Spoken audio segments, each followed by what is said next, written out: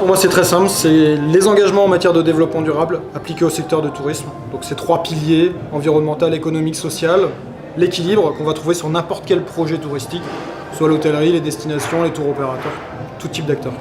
Alors le tourisme durable, c'est un tourisme qui est responsable avant tout, je pense. À l'opposé du tourisme de masse où on vient vraiment prendre les ressources, là on vient s'intégrer à la vie locale. Et quand on va voyager, on va faire attention un petit peu à notre empreinte écologique, à notre empreinte sociale.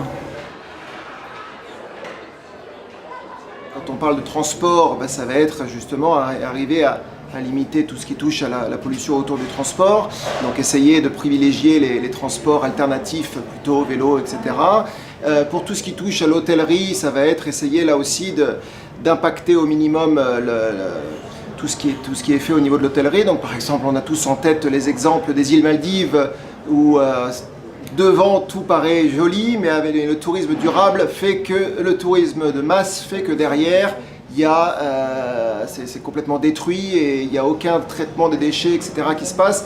Et donc là, on est dans l'anti-tourisme durable. Nous, au niveau de Travel with a Mission, où on insiste plus, c'est le rapport aux autres et nous, on essaye de faire en sorte qu'il y ait pas simplement un voyage où chaque voyageur va être vu comme quelque part avec l'idée qu'il y ait une transaction derrière chaque voyageur. Non, nous on est plus dans le transfert de connaissances, compétences, expériences, faire en sorte qu'il y ait plus d'échanges entre les populations et les voyageurs. Les bonnes pratiques, c'est respecter les engagements environnementaux liés au climat, liés à la question de l'eau, à la question de la biodiversité, à la question du bien-être animal, question sociale, donc respecter l'homme, le bien-être de la personne en face d'eux, le handicap, l'accessibilité du tourisme pour tous, et économique, avoir une meilleure redistribution économique en fait du tourisme auprès de l'ensemble des parties prenantes.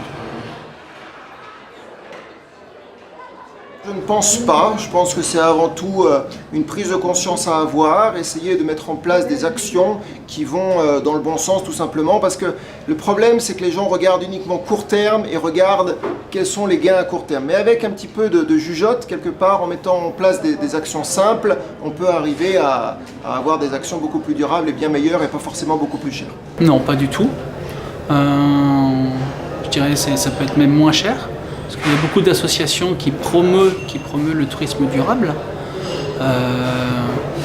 Le woofing en est une, parce que nous on est par rapport à tout ce qu'est l'agriculture biologique. Maintenant il y a plein d'autres façons de voyager durablement. Et pourquoi ce serait plus cher? Non, pas du tout. Il faut juste prendre du temps, je pense. Vraiment, quand on veut voyager de façon écologique, il faut prendre plus de temps. Il faut voir où est-ce qu'on va. On n'est pas obligé d'aller à l'autre bout de la planète. Il y a plein d'endroits en France ou en Europe qui est un continent sur lequel on peut y aller beaucoup plus facilement. Et par contre, il faut prendre un peu plus de temps. Voilà. Donc ça ne coûte pas plus cher pour moi, loin de là.